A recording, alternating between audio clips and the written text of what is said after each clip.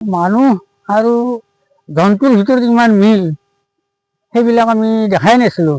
যে মানুহক মানুহে হিংসা কৰে, কিন্তু জন্তুই আৰু এই ছাগলীটোই যেতিয়া মানুহৰ লগত সম্প্ৰীতি ভাৱ দেখা গেল, তেতিয়াতো খুব আমি তাৰমানে খুব আনন্দিত হ'লোঁ।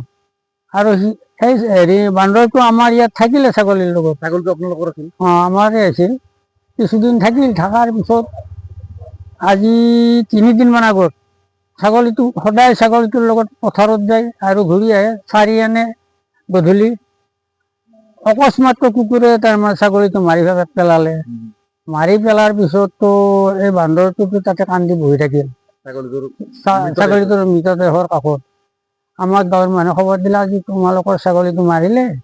আমি যি গেলোঁ, যাই দেখিলোঁ যে ছাগলীটোতো মাৰি পেলালে। তাৰপিছত লৈ আহিলোঁ ঘৰত আনি, যি ছাগলীটোতো আৰু কি কৰিম, পুতপালৈ গেলোঁ ছাগলীটো। পুতপা নেওঁতেতো সেই বান্দৰটো যাই ছাগলীটোৰ পুতা জেগাত পুতপা নেদে। নিদি আমি আৰু জোৰ কৰি পুতি থৈ আহিলোঁ। আজি 2 দিন তাতে বহিয়ে থাকিল পুতা জেগাখিনিত।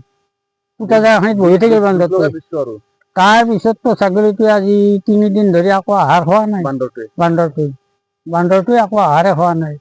তাৰপিছত আমি কল চল এনেকৈ যাচোঁ মৰমত, এতিয়া বান্দৰটো মানে অশান্তি সৃষ্টি হৈ আহি আছে।